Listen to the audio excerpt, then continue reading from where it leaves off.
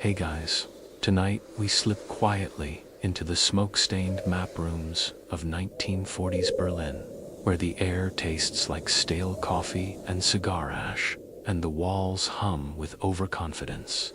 You stand at the edge of a polished oak table, watching German generals in immaculate uniforms lean over blurry black and white reconnaissance photographs of Soviet machinery. Their laughter echoes off the marble floor. One of them flicks the photos of a squat, boxy tank with his riding crop like he's shooing away a fly. He calls it primitive, and another mutters peasant. Tractor with a gun. You're not sure if the photo is grainy or the tank is genuinely that ugly. Either way, they're convinced it's nothing. A curiosity, not a threat. You might want to keep your socks on for this ride, because you probably won't survive this. So, before you get comfortable, take a moment to like the video and subscribe, but only if you genuinely enjoy what I do here. And hey, while you're here, tell me where you're watching from and what time it is for you down in the comments. Now, dim the lights, maybe turn on a fan for that soft background hum, and let's ease into tonight's journey together. You're stuck holding your breath as the room bubbles with self-congratulation. These men, veterans of the blitzkrieg across Poland and France, seem almost bored by the Soviet Union. They speak of it like a paper dragon, huge, noisy, but hollow inside. You hear one chuckle that the Red Army's tanks are 50 years behind. Another predicts they'll break down before they even reach the front. The photographs show clunky, riveted armor, exposed tracks, and ungainly turrets. No one notices the way the light glints off the sloped armor plate, because no one thinks it matters. What's strange is how quickly they dismiss size. The tank in the photo later, you'll learn it's called the T-34, looks bigger than a Panzer III, heavier in the turret, wider in the tracks. But that seems to amuse them, not alarm them. They believe speed wins wars, and heavy just means slow. One officer jabs the photo with his fountain pen and jokes that it probably can't reverse without stalling. Everyone laughs again, and you try not to notice your knuckles whitening around the chairback. It's worth remembering that, right now, in 1940, German armored doctrine really is on top of the world. They've sliced through France like a hot knife through butter, smashing whole armies in weeks with lightning-fast armored spearheads. Their tanks don't even need to be the strongest. They just coordinate beautifully. Radios in every panzer, columns moving like dancers, air support swooping in on cue. It's all so modern, so crisp. Against that choreography, the Red Army looks like a lumbering amateur troupe, still trying to find the beat. Even Western analysts mostly agree on paper. The Soviets are a mess, but here's the quirky part. The German Army's intelligence section doesn't actually know how many Soviet tanks exist or what kinds. Their reports wildly underestimate the numbers. They think maybe a few thousand, mostly obsolete models, like the T-26. Some officers argue that the Soviets can't possibly design anything innovative without foreign help. There's this lingering snobbery, this belief that innovation is a strictly Western European habit, like afternoon tea or punctual trains. Historians still argue whether this blindness was arrogance, wishful thinking, or just the echo chamber of victory speaking too loudly. You notice how they keep coming back to the same point. The USSR will collapse quickly. That's the backbone of their confidence. One general waves his hand like he's swatting a mosquito and says, their whole empire is built on fear. Kick the door and the whole rotten house will fall down. Everyone nods. No one talks about Russian winters, or supply lines stretching across a continent, or the raw industrial power humming beyond the Urals. Those ideas seem impolite, like mentioning termites during a dinner party. There's also something oddly theatrical in the room. The uniforms gleam. The metals clink softly when they shift. It's like they're acting in their own legend, the masters of modern war. You can almost hear the soundtrack swelling as they plot Operation Barbarossa, the grand invasion of the Soviet Union. The plan promises glory. 3 million men, thousands of tanks, all striking at once across a front wider than the continental United States. They expect 6 weeks, maybe 8, before the Red Army shatters. They've built this mental clock, and it ticks confidently toward a quick victory parade in Moscow. You shuffle the rejected photos back into your hands. When no one's looking, it's creased from being passed around, the T-34 frozen in its muddy field like an elephant glimpsed through fog. There's something unsettling about it. The turret is rounded like a helmet. The armor slants like a stone-skipping posture. You don't know the term yet, but that slope will one day be famous for deflecting shells like raindrops off glass. You glance up to say something, but the conversation has already moved on to how many champagne bottles they'll need for the victory banquet. There's one colonel near the edge of the table who doesn't laugh. His mustache is gray, and his eyes don't sparkle like the others. He leans close to the photo, squinting. He murmurs something about wide tracks, how they'd work well in mud. Someone tells him to stop worrying, that Russia's roads will be frozen hard anyway. He shrugs, pocketing the doubt like a stone, and the chatter rolls on. Later, when everything collapses, you'll remember that man's silence more than all the jokes outside. Berlin hums with overconfidence too. Posters trumpet the invincible Wehrmacht. Children wear cardboard tank helmets and play blitzkrieg in the streets. The newspapers call the Red Army a colossus with feet of clay. There's this electric sense that history has chosen Germany as its favorite student. You can feel it in the streetcars, the bakeries, the brass bands. It seeps into your coat until you start to believe it too, that no one can stop this machine. Not even the strange, boxy tanks gathering dust somewhere east of the Polish border. One last thing the generals don't know. The Soviets are already producing T-34s in secret at Kharkiv, rolling them out like loaves from an oven.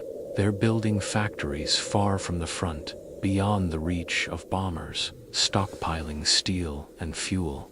It's all hidden behind the curtain of the 5-year plans. Western spies keep missing it, because who expects a backwater factory to be cranking out the future?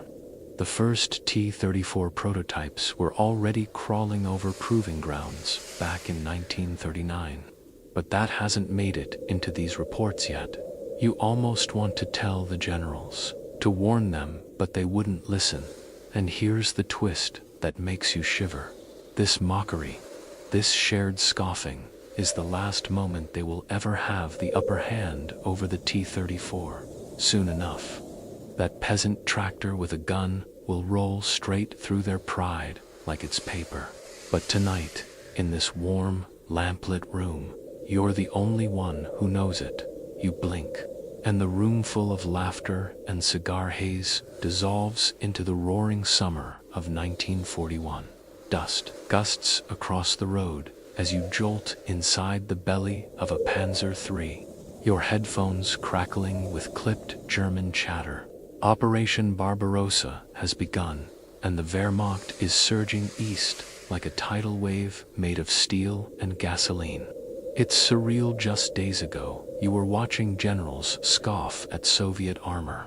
Now you're watching the map turn German gray at a pace that makes your head spin. Towns vanish like pencil smudges. Rivers are crossed before their defenders even finish breakfast. Everywhere you look, speed reigns. The tank's engine growls like a mechanical wolf behind you, and the tracks chew up the dirt road in rhythmic bursts. The whole column moves like a single creature, perfectly synchronized scout motorcycles buzzing ahead like dragonflies, half-tracks lumbering in the middle, artillery clattering behind like distant thunder. Stukas scream overhead, diving on anything that moves with sirens that make the earth itself seem to shriek. You've never seen an army move like this, and honestly, you feel a little sorry for whoever's in its path. German officers swagger at every halt. They boast about smashing Soviet divisions before lunch, about prisoners streaming west in endless columns. And it's not exaggeration. In the first weeks, millions of Red Army soldiers are captured, their formations shattered. You pass fields littered with broken Soviet tanks, thin-skinned T-26s, BT-7 South, things that look like relics from the last war. Their turrets are blown open like tin cans, their tracks tangled and burnt. German tankers hop down to pose on them for photos, grinning like hunters beside their trophies. One even chalks Dunka a Farden tractor on a wrecked BT hull. And, in fairness, the Red Army looks chaotic. Communication is a mess, their radios are rare, and orders seem to arrive by horseback more often than telephone. You catch glimpses of Soviet soldiers throwing down their rifles and sprinting from installments of commanders abandoned by their units.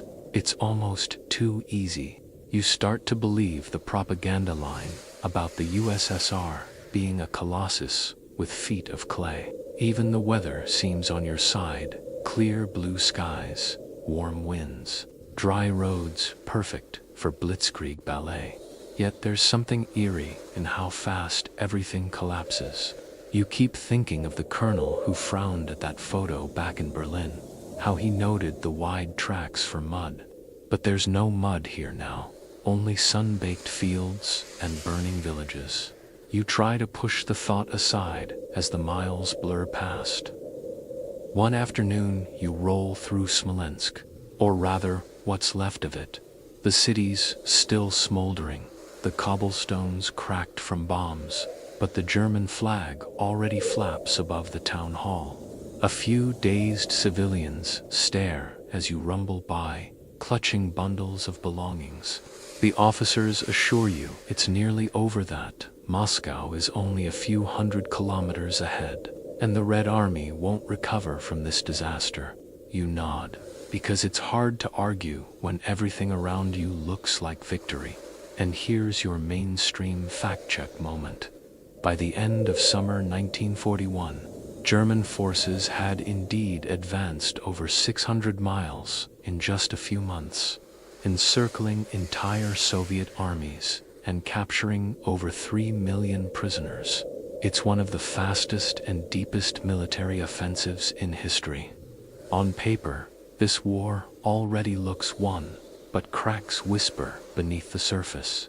You begin noticing how stretched everything feels. Supply lines lag hundreds of kilometers behind. Trucks break down. Panzer crews siphon gasoline from abandoned vehicles just to keep moving. Ammunition arrives late or not at all.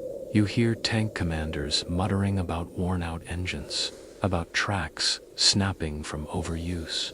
The panzers were built for sharp, decisive campaigns, not marathon sprints across continents. At night, you lie awake under canvas, listening to the wind rustle the grass, and you wonder what waits ahead.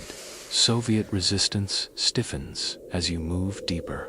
Instead of fleeing, some units fight to the last round, to the last man. You watch a squad of Red soldiers hold a ruined village for hours against impossible odds, buying time for civilians to flee. It rattles you, the way they die on their feet instead of their knees. You also start noticing something else. Not all Soviet tanks look obsolete. A few heavier shapes appear at long range, silhouettes you don't recognize. They don't rush or flail. They move slowly, deliberately, then disappear. When you mention it, the officers brush you off. They say you probably misidentified them. No new models exist, they insist.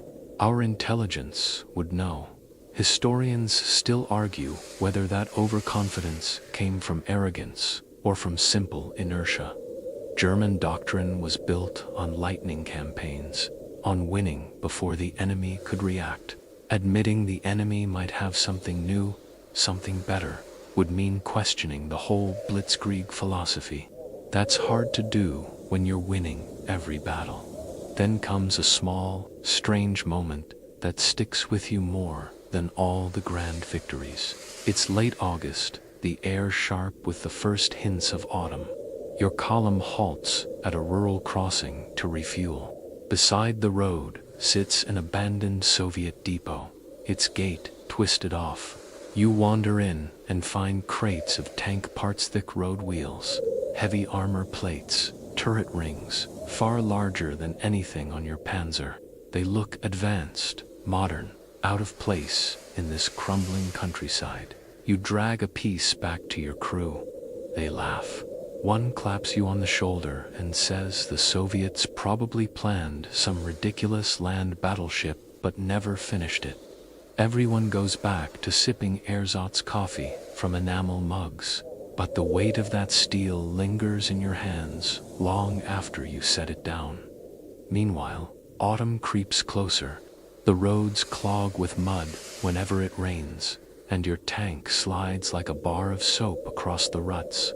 You finally understand why that colonel back in Berlin muttered about wide tracks. Your Panzer's narrow ones sink into the muck like spoons in pudding. It's exhausting, dragging them out. The thought keeps needling you. If those mystery tanks had wider tracks, they might glide through this mess. Still, the victories keep coming, and the generals keep promising the end is near. You hear whispers that the Soviets are running out of tanks, out of men, out of everything. Moscow looms just ahead like a prize cake waiting to be sliced. No one talks about winter. No one talks about what happens if this lightning war slows down. You stare east across the darkening steppe, the wind already carrying a bite, and you can't shake the uneasy sense that something enormous is out there, waiting. Something no one in Berlin wants to believe exists. Asterisk, the first snow arrives like a whispered warning, dusting the steppes in pale silence. You're huddled in the commander's hatch, breath fogging the periscope glass as your Panzer grinds eastward. The advance has slowed. Everything feels heavier, colder, more uncertain, but the officers insist Moscow is close now. You try to believe them. Then the radio crackles with frantic bursts of static-laced German enemy armor sighted ahead. You adjust your goggles, expecting more brittle T-26s or the flimsy BT series you've been kicking aside for months. Instead, you see it. It crawls out of a copse of skeletal birch trees like some prehistoric beast, snow hissing under its wide tracks. The first thing you notice is the shape sleek and slanted, like an axe blade on treads. The second thing is the sound, a low, resonant growl, deeper than any Panzer you've heard. Sunlight glints off the angled armor as it rumbles closer, and you catch a glimpse of a red star glaring from the turret. This is no tractor. This is the T-34. Your gunner fires first, a clean shot from the 50mm KWK gun, and you hold your breath. The shell slams against the T-34's glacis plate and ricochets, just skips off like a pebble flicked against a stone wall. You blink, thinking it must have been a bad angle, but the tank doesn't even slow down. It keeps coming, snow spraying from its tracks, turret swinging with terrifying calm. Reload, your commander yells. The loader slams another shell home, and the gun fires again.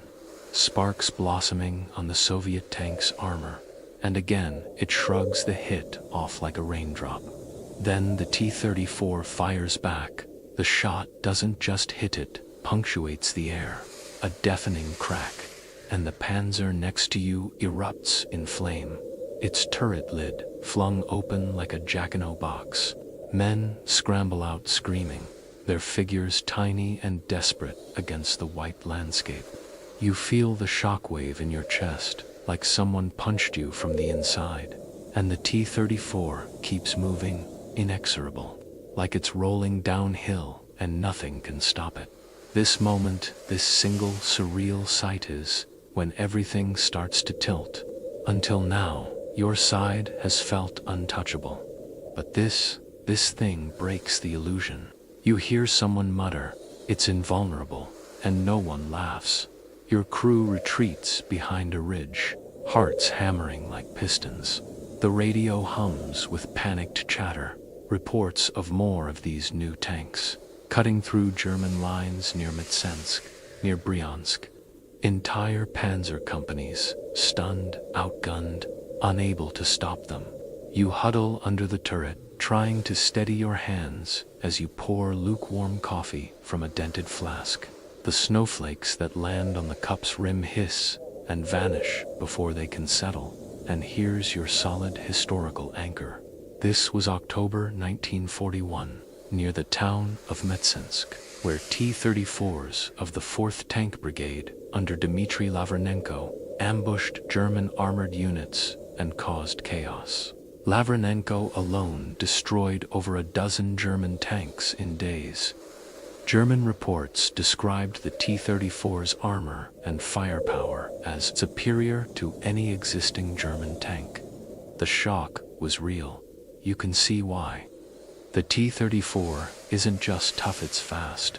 Despite its thick armor, it darts between positions, kicking snow like a sprinting bison. Its wide tracks skim over mud and slush that swallow your narrow panzer tracks whole. Its 76.2 millimeters gun punches clean holes in armor you once thought reliable. It's like the Soviets quietly skipped a generation ahead while everyone was laughing at them. What unsettles you most is the way they seem to appear from nowhere. One minute, the field is empty. The next, a whole line of T-34s crests a hill, exhaust plumes ghosting in the cold air. It's not many yet not hordes, but each one feels like 3 of your tanks welded together. Crews whisper that shooting at them is like throwing rocks at a freight train dot around the fire that night. The officers try to spin it. They call the T-3 for a limited deployment, probably rare, maybe unreliable. Some say they must break down often, that the Soviets can't possibly produce them in numbers. Historians still debate this exact moment, whether the German command genuinely believed the T-34 was scarce, or whether they just couldn't admit, even to themselves, that their technological edge had been eclipsed. But you see the doubt in their eyes. Even as they talk bravado, their hands tighten on their coffee mugs. One captain mutters about requesting 88mm anti-aircraft guns be redeployed as tank killers, a desperate idea, but one that will soon become standard practice. The terrain doesn't help. The roads are slush, the fields are quicksand, and your panzer bogs down almost daily now. Meanwhile, the T-34s glide past like sleds on a frozen lake. You spend hours with your crew digging your tank out of mud while distant T-34 engines thrum like a drumbeat, growing closer, then fading. It's maddening, like being chased by ghosts. Your gunner, usually unflappable, starts carrying a small charm from home, a brass button from his father's uniform in the last war. He rubs it before every engagement. You try not to laugh, because part of you wants one too. There's also the strange emotional whiplash. By day, you crush shattered Soviet regiments. Then, at dusk, one lone T-34 ambushes and mauls your column. And by morning, you're back to feeling invincible again. It's like the front itself is flickering. Real victory always just out of reach.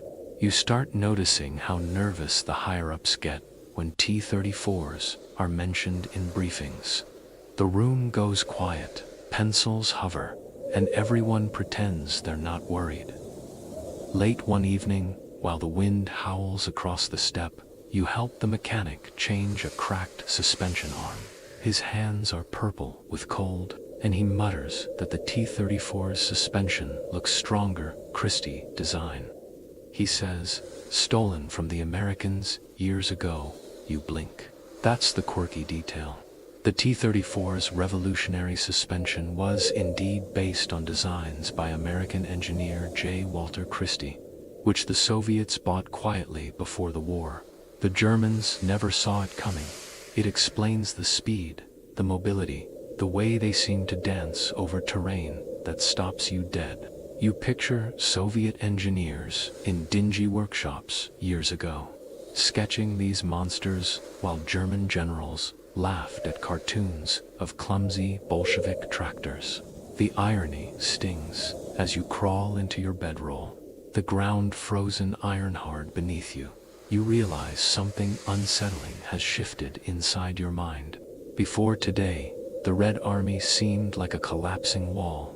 Now, it feels like a storm front, gathering strength unseen. And somewhere out there, under the northern stars, more of these T-34s are already rumbling to life, their engines growling like distant thunder, rolling toward your fragile spearhead, asterisk. The dawn air bites like broken glass as you crouch behind a scorched tree stump, binoculars pressed to your numb face. Out in the frost-stiffed field, a skirmish is unfolding that makes your stomach feel like it's filled with stones. A line of Panzer III's your steel lifeline. Your supposed spearhead fires volley after volley at a pair of T-34s, lumbering across the open ground. Each shot rings out crisp, flat, and certain. Each one clatters off the Soviet tanks like hail off a cathedral roof. You can actually see the shells ricochet, sparking bright arcs across the sloped armor before vanishing into the snow. It's absurd, like watching children throw pebbles at a charging bull. The T-34s don't flinch, don't even slow down. They just keep grinding forward, turrets swiveling with unnerving calm, as if they're bored. One Panzer scores what looks like a direct hit to the side end. The Soviet tank simply shrugs off the explosion, black soot smearing its hull like war paint. Then its gun flashes, and that Panzer folds in half like paper, flames billowing skyward. The radio net crackles with clipped German panic, voices tripping over each other. Target not destroyed. Shells ineffective. Need 88s immediately. You've heard whispers about that before dragging 88mm anti-aircraft guns out of their flak pits, lowering them for direct fire against tanks. It's desperate, improvised, and feels like using a cathedral bell as a dinner gong. But it's all you've got. Your crew scrambles to reposition, treads screeching on frozen ruts. The commander keeps muttering about weak spots, tracks, rear engine plate, the turret ring. You know he's guessing. The manual doesn't mention this. No one's manuals mention this. The T-34 wasn't supposed to exist. As you jolt along in your Panzer, you glimpse wreckage, everywhere German wreckage. Burned out hulks lie like broken beetles, turrets blown off, barrels bent like licorice. Snow drifts through their open hatches. The sight rattles you. You were promised victory parades, not steel graveyards. It's hard to overstate how shocking this is. Just weeks ago, your army was rolling across the steppe like a storm front, encircling entire Soviet armies. Now 2 or 3 T-34s can hold up a battalion. That isn't just embarrassing, it's shattering. Blitzkrieg depends on momentum. And these tanks are friction incarnate. Historians still argue over why the Germans were caught so off guard. Some blame arrogance, others intelligence failures, others the sheer secrecy of Soviet production. Whatever the reason, your commanders are suddenly whispering like schoolboys who saw a ghost. You catch them hunched over maps at night, faces pale in lantern glow, arguing about calibers and angles. One even sketches a crude diagram of a sloped armor plate and keeps tapping it with his pencil as if sheer force of tapping might crack it. The sloped armor is the cruelest trick. Your shells strike at a diagonal, spreading the force and ricocheting away instead of penetrating. It's like trying to punch a hill. The design seems obvious in hindsight, but no one in your army did it. Your tanks have flat, upright plates like brick walls, and brick walls shatter under enough blows. The T-34's shell just glances. Your gunner mutters that it feels like trying to shoot a soap bubble made of iron. You finally set up an ambush with a borrowed 88mm gun, hauled sweating through the mud by half a dozen exhausted men. You camouflage it under a splintered barn roof, waiting. When the next T-34 trundles into the killing zone, the 88 roars in this time. Finally, the shell smashes clean through. The tank erupts in a column of black smoke. You want to cheer, but something stops you. Because it took this colossal cannon, normally meant to swat high-altitude bombers, just to stop one tank. One. That's your mainstream fact anchor. The German 88mm flak gun became the Wehrmacht's only consistently reliable weapon against the T-34 in 1941, often dragged into improvised anti-tank roles out of sheer desperation. Crews risked everything to manhandle them into the line. It's an impressive feat and a terrifying admission that your standard tank guns might as well be spitballs. The victory feels hollow. The destroyed T-34 still smolders defiantly, its hull refusing to sag. You walk up to it warily, boots crunching on frozen soil. The armor is thicker than it looked, smooth and angled like it was carved by river water. The interior reeks of scorched oil and something bitter you can't name. You run a gloved hand over the glacis and feel the slight crater where dozens of German shells had kissed and bounced off. Useless. You know, deep down, that this isn't supposed to happen. War is supposed to reward planning, coordination, cleverness, not brute slabs of steel. The whole German doctrine rests on speed, not armor. Panzers win by dancing around their foes, not by absorbing hits. But these things don't dance, they endure. And endurance, you realize, with a cold sinking, might outlast even brilliance. Your panzer limps back to the assembly point, its suspension squealing from the rough terrain. Everyone's quieter now.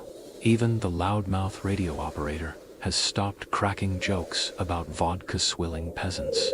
Your loader, normally a chatterbox, just sits polishing the shell casings like they're going to church. That night, you eavesdrop on a heated officer's briefing. They argue over whether to prioritize producing longer 50mm guns or rushing new 75mm models into service. One insists the T-34 is rare, just a prototype. Another swears he saw a whole company of them near Tula. They can't have that many, says the major, voice cracking a little. They can't. Historians still debate this exact point, the psychological impact of scarcity. The Germans clung to the hope that T-34s were few because admitting they were mass-produced would mean admitting the war had changed. It's easier to fight a phantom than a flood. Meanwhile, your crew makes small, desperate modifications, bolting spare track links to the hull, hanging sandbags over the sides, anything to maybe deflect around. It's almost funny if it weren't so grim. Your sleek, precise German machine slowly turning into a lumbering hedgehog. A winter storm blows in as you finish the work. Snow swirls through the skeletal trees, muffling the battlefield into ghostly silence. The world turns monochrome. You can barely tell sky from ground. Out in that white void, you imagine T-34s moving silently, like shadows under ice. The thought squeezes your lungs. before sleep.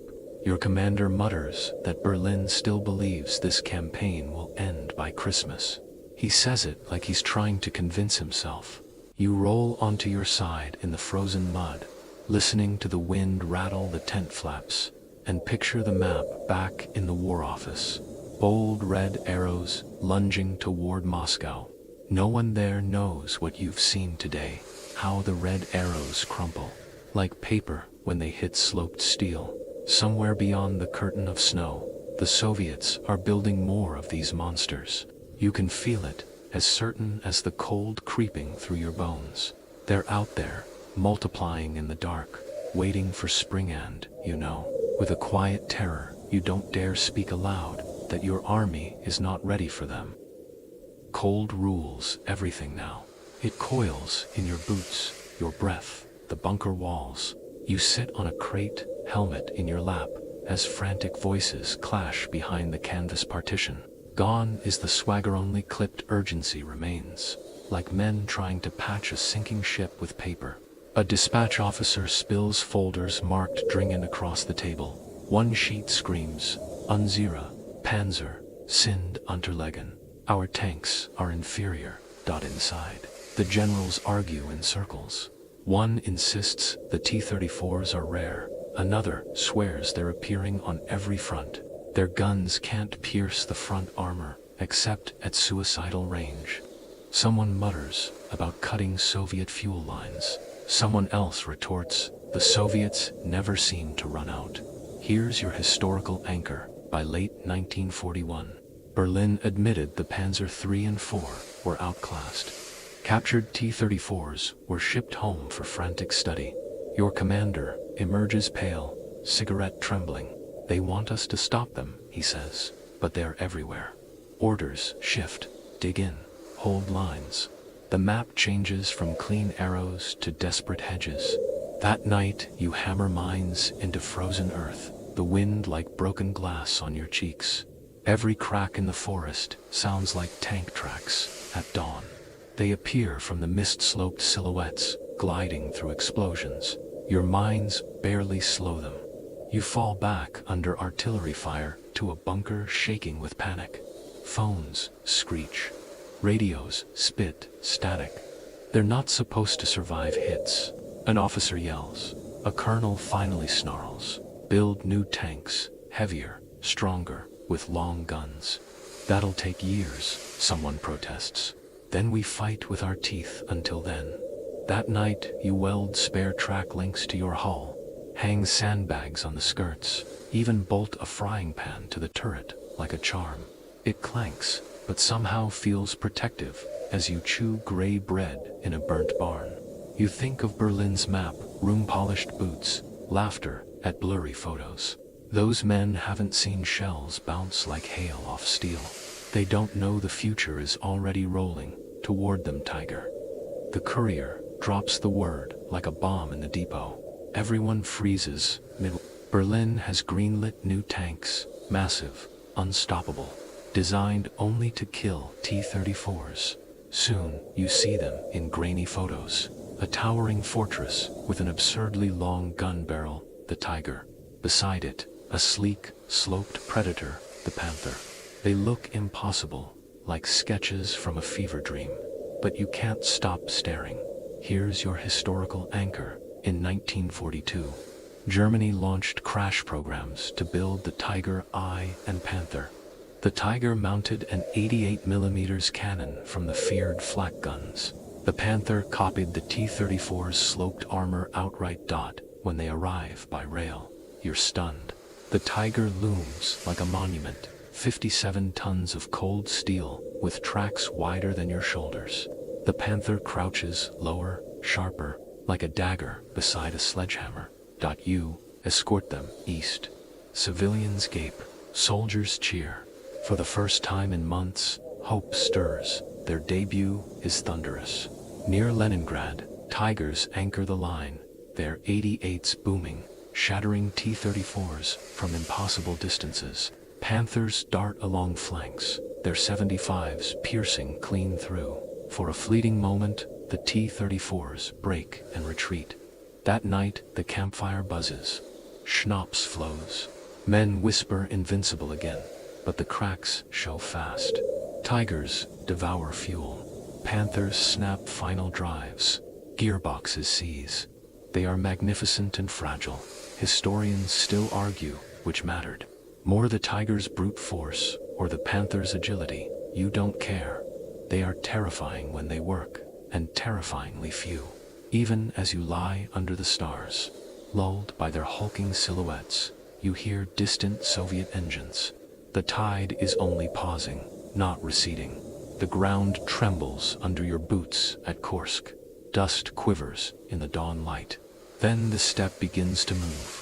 They come in a wall T-34s by the thousand. Red stars, blazing engines, roaring like surf. Your radio crackles, find Grieft N. Massive Panzerangriff. Here's your anchor. July 1943, the Battle of Kursk, the largest tank battle in history. 3,000 German tanks against 5,000 Soviet, mostly T-34s. You climb into your Panzer engine, coughing awake. Around you, tigers and panthers surge forward, exhaust cloaking the sky. German artillery hammers the Soviet lines. Then their return barrage hits shells, flinging tanks like toys. The world boiling into dirt and fire. The lines collide. Dust storms rise so dense aircraft can't see their targets. Shells scream like banshees. Through your scope, T-34s charge over craters, firing on the move. Tigers blast holes through some, panthers slice others apart, but still they come. Hours dissolve into heat and chaos. The air reeks of scorched oil. The radio is static. Your body runs on muscle memory. Load, fire, recoil. Again. By dusk, you're nearly out of shells. You reverse under smoke cover. The field is a graveyard of burning hulls, tigers and T-34s alike. Your regiment is half gone. Historians still debate if Kursk sealed Germany's fate. From your foxhole, boots caked in red mud, it feels decided. The T-34s soaked up everything and kept coming. No one says, retreat. The orders call it elastic defense. But you know, you trudge west beside your battered panzer. Past dead tigers, rusting in ditches like fallen gods. The thawed steppe stinks of mud and endings. Soviet planes strafe the column daily. You dive at the first engine whine, then climb back out before they return. No one curses anymore. Your radio murmurs names you once bled for. Kharkov, Smolensk, Orel, all gone. At night, you bivouac in hollowed villages, sleeping beside your engine block for warmth. Ignoring the distant rumble of Soviet tracks, they stalk you, now no longer reckless predators, but a tide. They crest hills at dusk, red stars glinting through haze, engines rumbling like one heartbeat. They encircle, cut roads, collapse flanks. Here's your anchor, by late 1943-44. The Red Army wielded massed T-34 thrusts in deep battle, turning the Wehrmacht from hunter to hunted. At the Oder crossroads, you're told to hold. Noon brings a regiment of T-34-85s. Your first shot kills one. The rest swarm. A shell shreds your track. You bail as another round blasts the turret off like a cork. You crawl away as your tank burns. The T-34s roll past without noticing, like a flood passing a pebble. Only 4 of 12 German tanks make it back. No one speaks at supper. Soon you abandon whole towns without firing. The front isn't a line, it's a smear. Civilians just watch you pass blank-eyed, as if the weather changed. Your unit keep. Berlin is still a long way off, but you can feel it trembling already. The road west has narrowed to a desperate thread, clogged with wreckage and ghosts. Your boots crunch over frozen cobblestones as you trudge beside your newest tanka. Panzer for patched so many times, it looks like a walking scrapyard. It rattles with every rotation of its wheels. A tired old beast being whipped to keep pace with a stampede. The air is sharp, brittle, the kind of cold that makes metal ring when you touch it. Smoke stains the horizon in every direction. You've stopped thinking of the front as a place. Now, it's just a direction, and it's always behind you. The Soviets come in waves. T-34s, mostly still T-34s. Always T-34s, but there's something almost mythic about them now. They move like an unbroken chain from the Urals to here, endless, patient, relentless. You see them cresting hills in perfect formations, guns level, red stars glaring through the haze. The sight used to make you flinch. Now, it just makes you tired. You pass through towns that once had German flags over their rooftops. The flags are gone. The towns are mostly gone too, just hollowed stone husks with blackened window sockets. Civilians peer out from cellars, eyes blank, neither greeting nor cursing you. They've seen too many uniforms to care which one walks past today. Your unit is ordered to hold a line along the Oder River. You arrive at night, boots sinking in frozen mud, breath streaming like smoke from your nostrils. Engineers hammer in stakes for makeshift gun pits. Somewhere across the river, you can hear the faint rumble of engines like distant thunder. You don't need to ask what kind. Here's your historical anchor. By early 1945, the Red Army had driven the Wehrmacht back across Poland and was massing on the Oder, just 70 kilometers from Berlin. The bulk of their armored spearheads were still T-34-85s, by then produced in staggering numbers. Almost 60,000 built since 1940. You sleep in the shell of a ruined farmhouse. Walls scorched black, roof half gone. The stars glimmer through the rafters. Your whole crew curls up in their coats like exhausted animals. You dream of factory lines beyond the Urals, sparks flying as T-34 holes roll past like loaves of bread. You wake with your jaw clenched so hard it aches. Dawn brings fog and silence, then artillery. The bombardment falls like the sky itself, cracking, shells howling down in endless arcs. The ground bucks under you, hurling dust and splinters through the air. You stumble out of the doorway and see the riverbank dissolve into fire and smoke.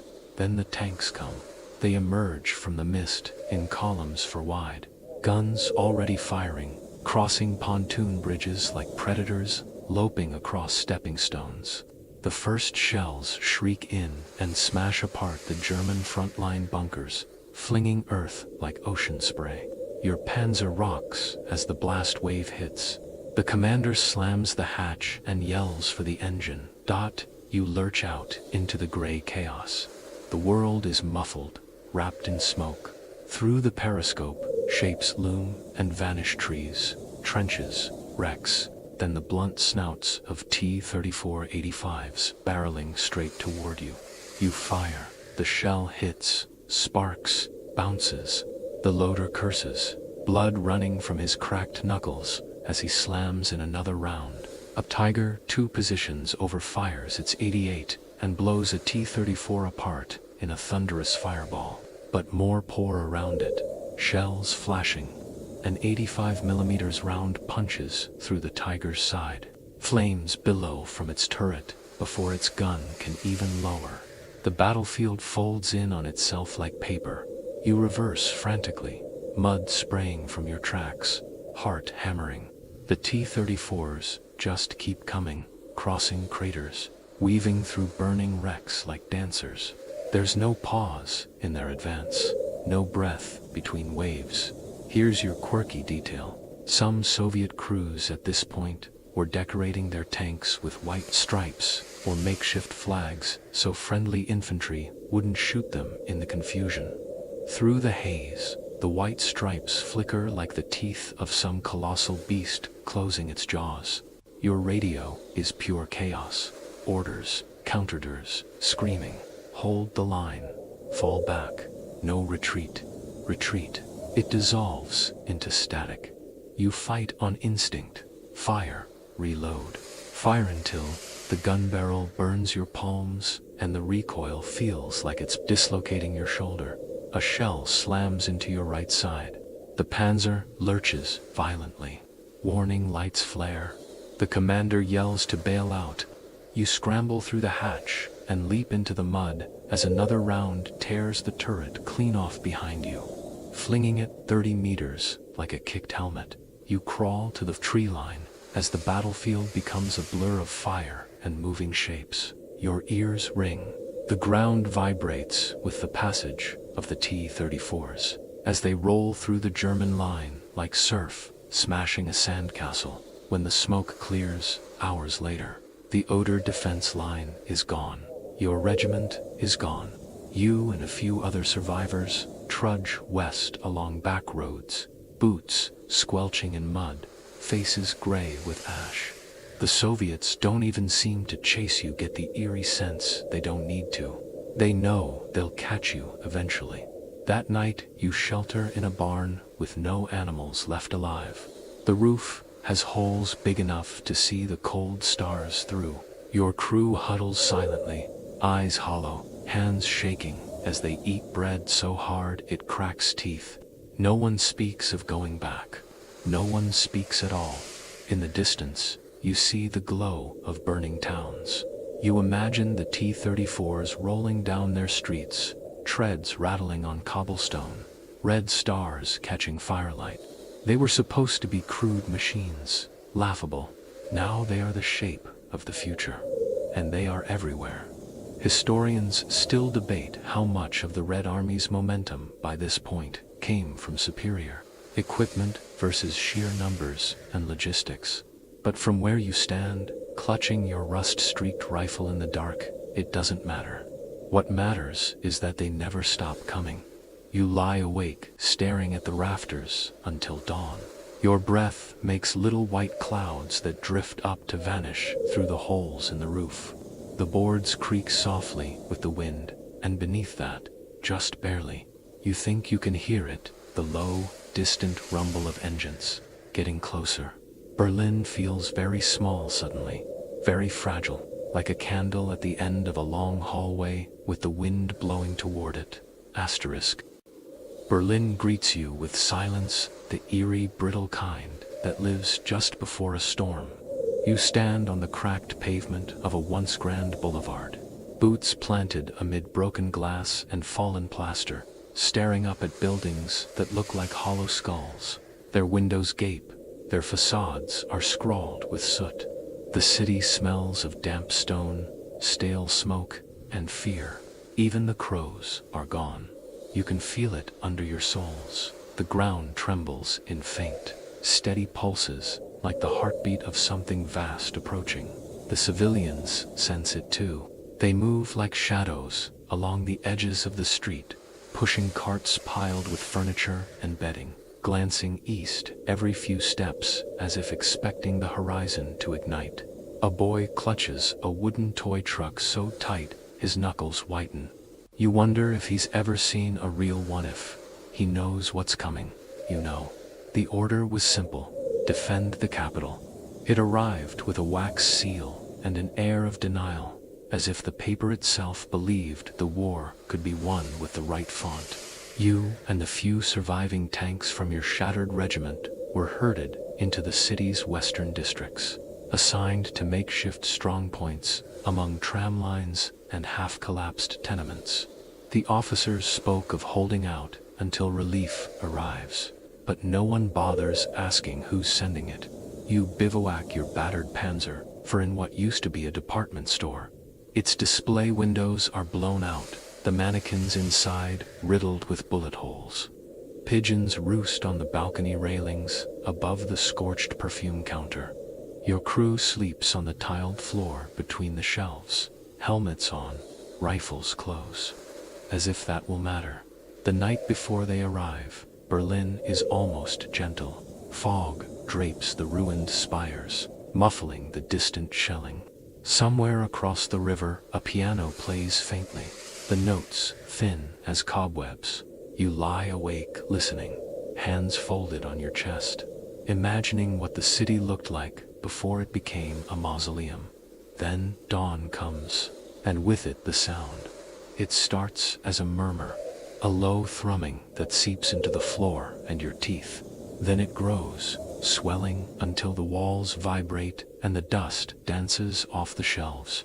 You climb to the roof, binoculars shaking in your hands, and look east. They are coming. Across the haze-choked horizon, the broad avenues of the city quiver with motion. T-30 for 85s by the hundreds, rolling through the outer suburbs like wolves through tall grass, their turrets swiveling in smooth arcs. Red flags whip from their antennae, stark against the gray. They crash through tram lines, crunch over cars, flatten barricades like cardboard. The sun catches their armor in sharp flashes, as if the city itself is being sliced apart by light. Here's your historical anchor. In April 1945, the Red Army launched the Battle of Berlin with over 6,000 tanks, most of them T-34-85s, supported by millions of men and massive artillery barrages. The Wehrmacht, bled dry, had only a few hundred tanks left, many crewed by teenage trainees or old men. The bombardment starts a heartbeat later. Artillery shells howl in from the east, ripping through rooftops and pavement, turning whole blocks into boiling clouds of stone and dust. The street outside becomes a geyser of shattered bricks. Your ears vanish under the roar. Windows implode. A tram car flips end over end like a toy kicked by a giant. You hurl yourself behind your Panzer as debris slams the store in waves. Then the tanks enter the city. Through the smoke, you see them, black silhouettes between the flames, their engines roaring like avalanches. They fan down the boulevard in disciplined lines, each one pausing only long enough to fire before rolling on, holes shrugging off cobblestones and barricades alike. You aim, fire, hit. One-year shell gouges its glacis and ricochets into a building, taking half the facade with it. The T-34 doesn't even pause. It fires back, and the building across the street folds inward like wet cardboard. You fall back, street by street, your Panzer rattling through alleys choked with rubble. Every intersection becomes a miniature war. Your tank pokes its barrel around a corner, fires, reverses before the return shot. Soviet shells plow craters into the pavement meters away, spraying cobblestones like shrapnel. Flames lick along shop fronts, lighting the soot-black air in twitching orange. The civilians are gone now, vanished underground or swallowed by the storm. The city belongs to the machines. In one square, you find 3 knocked-out tigers, their hulks crouched like dead lions around the burned-out husk of a fountain. They must have tried to hold the plaza, but the T-34s have passed through and moved on, leaving them as silent monuments. You skirt their carcasses, feeling like you're walking through the skeleton of your own army. Historians still debate how much of Berlin's defense was even real resistance, and how much was just the city crumbling under its own weight. From your place inside it, it feels less like battle and more like erosion, the city slowly dissolving under the grind of treads. By dusk, your unit is down to 3 functioning tanks. You hole up near the Reich Chancellery, the great stone facade cracked like dry clay, statues headless. The streets around it are paved with broken glass and tank tracks. Artillery flashes paint the horizon every few seconds, like distant camera bulbs. Each flash echoes a little closer. Night comes, but the darkness offers no rest.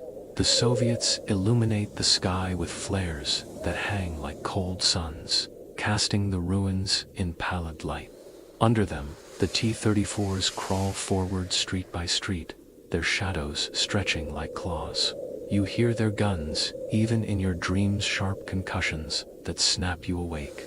Heart racing, breath fogging, inside your helmet. At dawn, they break through for good.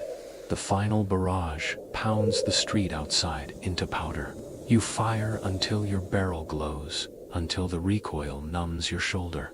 until you can't tell where the smoke ends and the sky begins. A shell caves in the building next door, burying half your track in rubble. You and the crew scramble out just as another round shears the turret off, flinging it into the street like a bottle cap. You flee on foot through the burning ruins, boots slipping on ash and glass. The city howls around U-walls collapsing, shells screaming, T-34 engines roaring like ocean surf. You glance back once to see them crest the steps of the Reichstag, red flags snapping above their turrets as if the city itself is kneeling. By nightfall, it's over. Berlin is a tomb. The T-34s prowl through the streets like creatures inspecting their kill, their armor glowing orange in the fires. The thunder of their engines fades block by block, until all you hear is crackling wood and the distant crumble of falling stone. You sit in the gutted shell of a tram car, legs trembling, and watch them pass. The machine that was once mocked as a peasant tractor now rolls beneath the shattered eagles of the Reich. Here's your quiet, final truth. Those who laughed at the T-34 are gone. The tank they mocked has ground their empire to dust, and as the fires burn down to embers, the silence returns. Long, slow, heavy, like a door closing. The wind down drifts in softly now, like a blanket being pulled over a restless child. The fires dim to sullen glows behind cracked windows, and the rumble of engines becomes memory instead of presence. The streets of Berlin, once roaring with pride and panic, settle into a hush so deep you can hear the creak of cooling metal and the soft trickle of water from burst pipes. The air smells of rain-washed ashes. You walk alone through the wreckage. The cobblestones are still warm under your boots.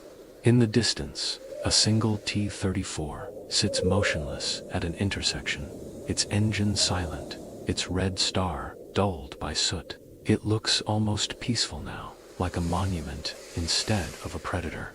Above, the clouds drift apart. A few pale stars prick the sky, faint and patient. You exhale slowly, and your breath fades in the cold. There is nothing left to fight, nothing left to lose, just the quiet and the strange relief that the noise has stopped at last. You close your eyes and let the silence take you, not like defeat, but like sleep. The war ebbs out of your bones, leaving only stillness behind. Somewhere, faint and far away, a bird sings.